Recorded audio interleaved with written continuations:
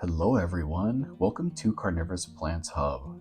You can feel it in the air, fall is here, and the dormancy season is creeping in fast.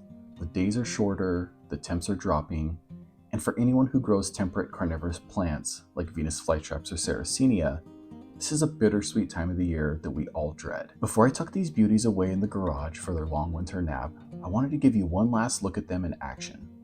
This is the final burst of color and growth before the slow fade into dormancy. Think of it as their grand finale for the season. You'll notice that a lot of the taller summer growth has already started dying back, turning brown or black, while new, compact traps are hugging the soil line. That's totally normal.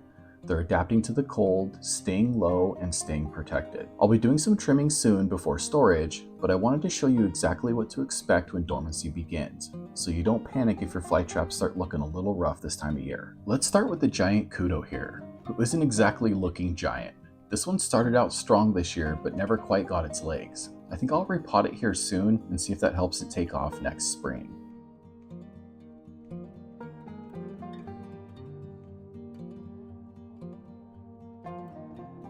This one here is the Shere Khan. It's another one that's been inconsistent this year. It had moments of brilliance and now it's looking a little bit shabby. Hopefully in the spring it really starts to take off. The Predator is looking good. Has some new healthy low growth while everything standing tall has died off.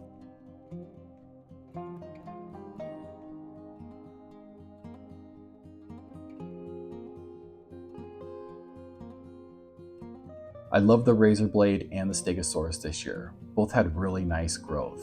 They should both really take off this next growing season.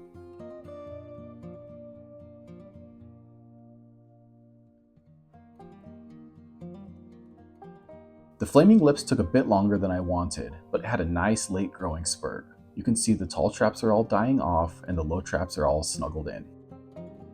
This here is my pot of Walmart typicals and some hitchhiking sundews. This will need to be repotted this dormancy period. I'll probably remove the sundews and split up all the flytraps. I'd like to see this planter completely full of flytraps in the next growing season. You can see that the ash gnats and the sundews, we have a tree that hatches these little gray bugs. Our chickens all huddle around the base of the tree and eat them as they fall off.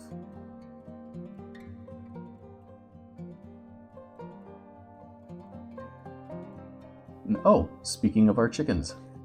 And real quick, before I show you the rest of these flytraps in Sarracenia, I just wanted to take a moment and thank you so much for being here. Make sure to pour some water on the like button and subscribe to help my channel grow. And if you haven't yet, make sure to check out carnivorousplantshub.com. That's where you'll find my premium substrates. I've spent years perfecting my premium mixes. I use crushed glass to give your substrate a special dazzle, but don't worry, the glass is not sharp or harmful. My most popular product is the Carnivorous Plant Repotting Kit. These kits are perfect for Venus flytraps, Sarracenia, sundews, and I also have a special mix for pings that also comes in a kit. You'll get my perfected soil blend plus high quality planters.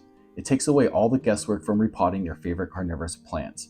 Just get the repotting kit and follow my step-by-step videos to set up your carnivorous plants for success. I've even got videos on the site showing exactly how I make the soil and the ingredients that I use for full transparency.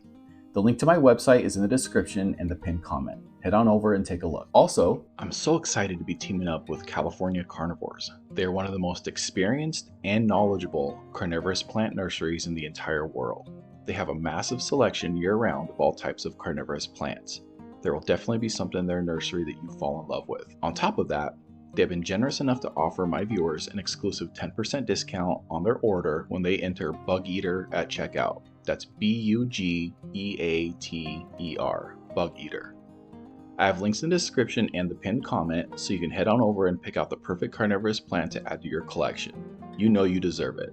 Let's go ahead and head on back to the video. The direwolf has had a great year. It has really unique traps. It's also shared a pot with some Cape sundews.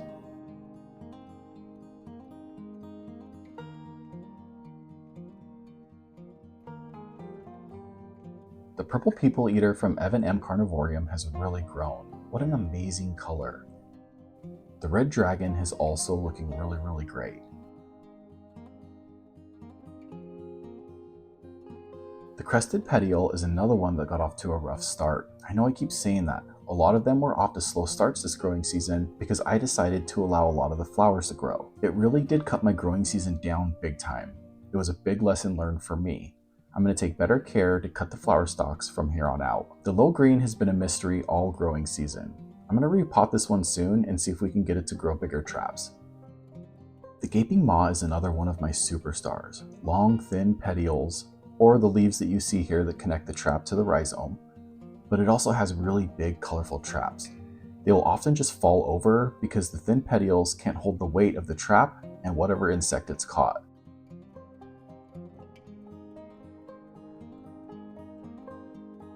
The whiskers here also has some of the biggest traps that I've grown.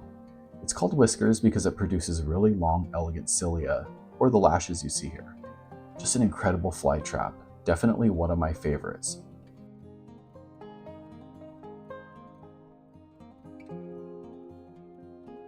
Carnivorous didn't have as good of a year this year as it did last year. It had a lot to do with the flower growth that I did not cut off. I'm hoping it recovers next year. It does seem like it's really divided a lot. The young G17 I divided here earlier has been doing really well.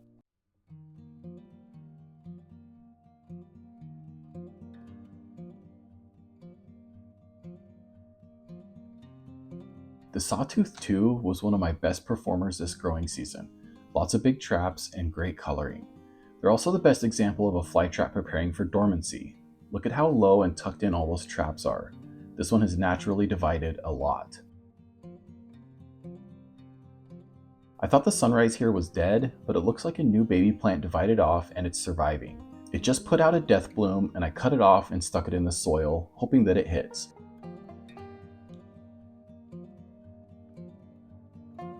The Chinese dumpling didn't get as big as I'd hoped, but it's done really well. It has some really amazing colors, and just look at those unhinged traps. This group here are some of my younger traps, or traps that I divided at the beginning of the season. They're all doing pretty well. Some need to be upgraded into bigger planters before the next growing season starts.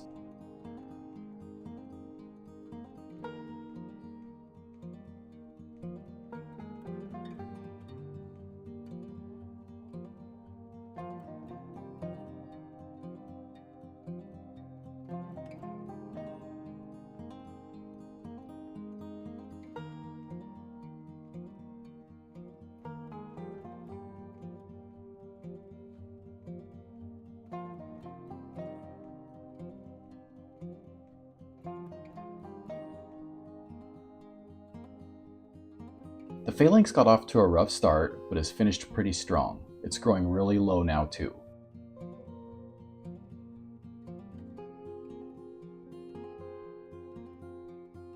And of course, the alien. Like all my other updates on this trap, all I can say is that it's not dead yet. I haven't been able to grow to any good size, but it's still putting out small traps, maybe next growing season. And just look at the color on Martha's lips. The entire trap turns a brilliant red color. And here you have the classic B52, another one that started a little slow but has really picked up speed mid to end of growing season. It's putting out those classic large traps and turning a nice red on the inside. The purple ambush really didn't acclimate well. It was actually a lot bigger when I received it from Sea Island Snap Traps, but it looks like it's taken to its new conditions and it's really starting to grow and color up. This bristle-tooth here has really divided up this year too. It's going to need a repot and to be separated. And of course we have the Supernova here, who continues to be one of my favorites. The Mr. Knightley is just going crazy. It's definitely overcrowded and needs to be repotted and divided pretty bad. It's just kind of a mess right now. It's going to be a really fun repot. This here is another bristle-tooth that's gone pretty crazy.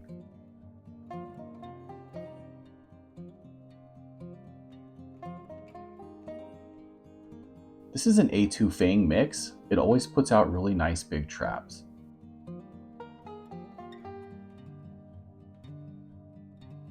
And here's a B52 division that has started to really take off.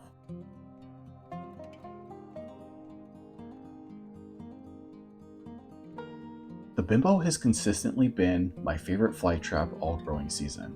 Its size and volume has been amazing. I have 2 divisions I pulled off of this plant that are also growing really well. This one might be one of my all-time favorite cultivars. And here are my Sarracenia. Most of them have really hit their stride in early fall. Some of the colors on these pitcher plants are just stunning. I usually cut all my pitchers off for the winter dormancy, but I put that off for as long as I can. It's hard to cut off the newer ones that are still putting out such amazing color. It is a good idea to cut those pictures off though. The old ones can become kind of gross. They can also prevent air and light from hitting the new growth come spring.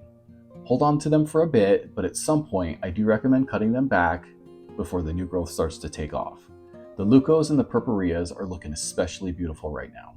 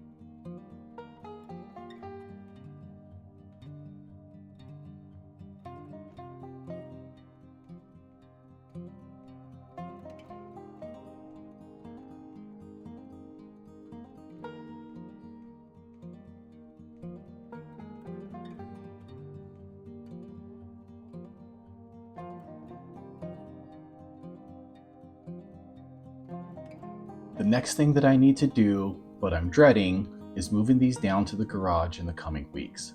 I notice the temps are getting down into the 30s overnight, which means freezing. I like to have all my plants in the garage before freezing really starts. So far there's nothing under 32 degrees just yet, but it's better to get a jump on it. Keep a lookout for that video coming soon. I'll throw up on the screen right here if I've already posted it. Thank you so much for stopping by today, and I really hope to catch you in my next video. Bye!